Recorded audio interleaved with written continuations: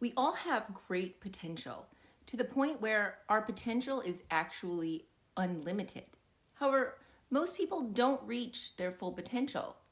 Why is that? You're going to find out, so stay tuned.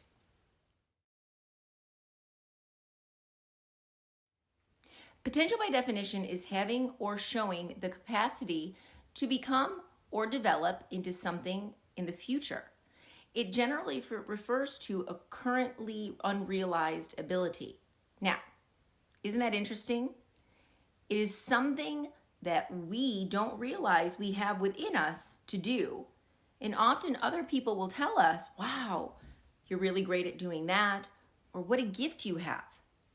Depending on our mindset in what we think is possible for our lives, we either reach our full potential, that which we have the ability to do, or we stay where we are because we don't see that potential in ourselves.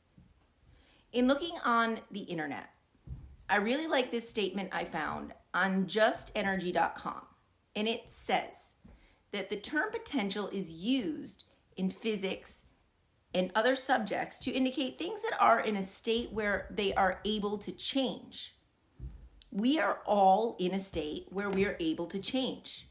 Could be for the better, could be for the worse. So scientifically speaking, potential energy is the stored energy in any object or system. So our potential energy is stored inside of us. However, that potential goes untapped unless the person comes to the realization of what they are capable of doing. So the only way to untap this potential that we have is by taking action to release that potential energy. So let me use this example. One thing my friend Evan Carmichael often says is we all have Michael Jordan talent, meaning we all have that great potential inside us in whatever it is that we want to do. But whether or not we act upon it is what either gets us to where we want to be or keeps us at where we are now. So using Michael Jordan as an example, he was told in 10th grade that he wasn't good enough to make the high school varsity team in basketball, right? He said in an interview with Jay Leno, everybody goes through disappointments. Everybody. It's how you overcome those disappointments. I just wasn't good enough. In terms of the best thing that could happen to me was to get cut, because it made me go back and get caught up with my skill level at my height.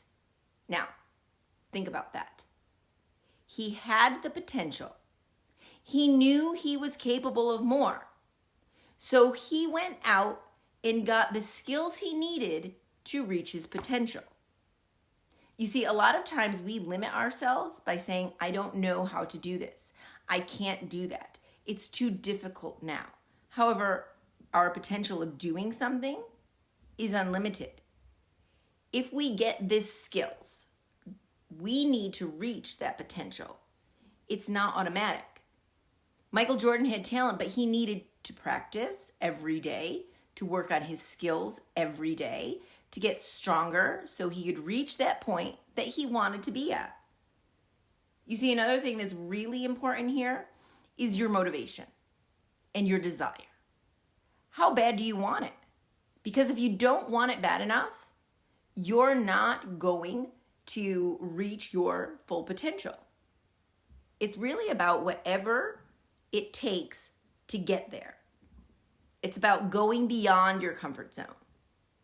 It's about not looking at a setback as a moment to quit, right? After being cut, Michael Jordan went back home and he cried.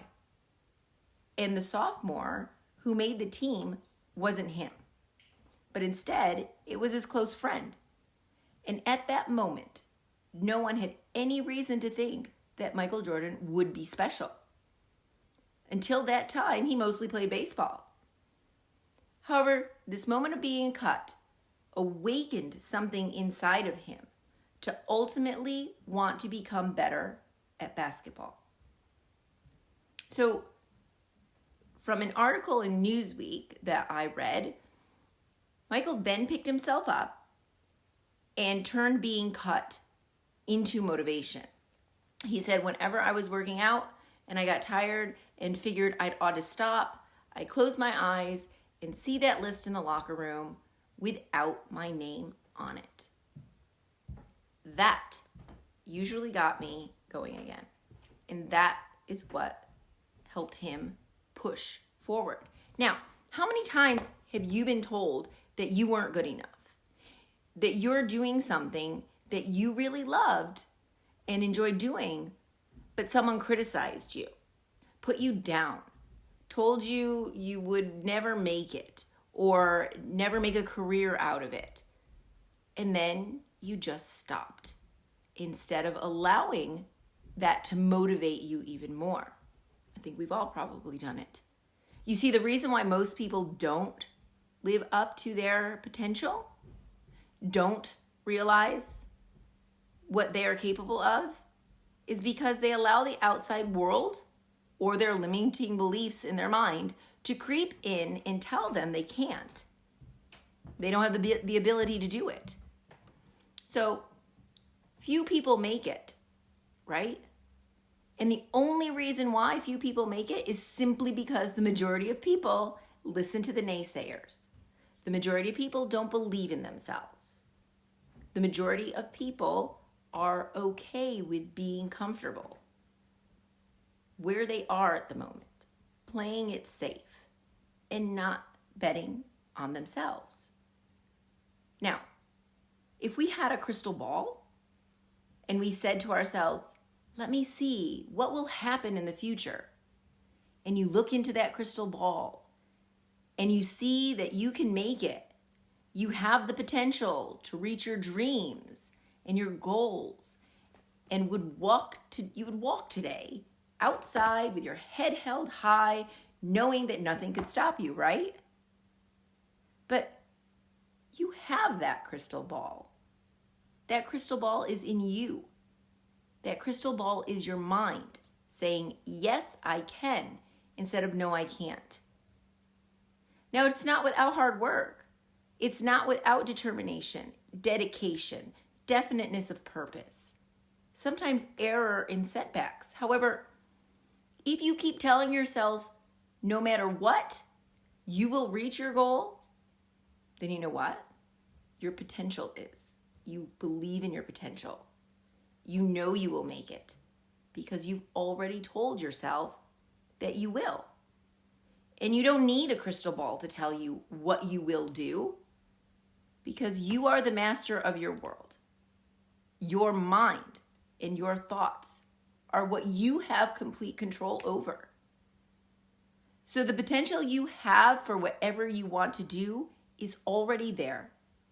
However, it all depends on whether you think you can or whether you think you can't. And as Henry Ford said, either way, you are right. I don't think I can. I know I can. And so I challenge you now to look up other people whom you admire, people who have created great success in their life or who you think are successful in their field of study. And I want you to look at where they started. I used Michael Jordan as an example because he is one of many examples. And don't just go with this surface story. Deeply look into that person's background. Really find out the ups and downs that occurred for them to be where they are today, to realize their potential. And if you're looking for something that gives you different stories of different successful people in different industries, I, of course, highly recommend my book that I wrote called Follows and Likes, Is This All That I'm Worth? Because at the end of each chapter, there's a success story for every lesson and what they did to reach their full potential. So, this is Kristi Maggio. Until next time, go out there and find your potential.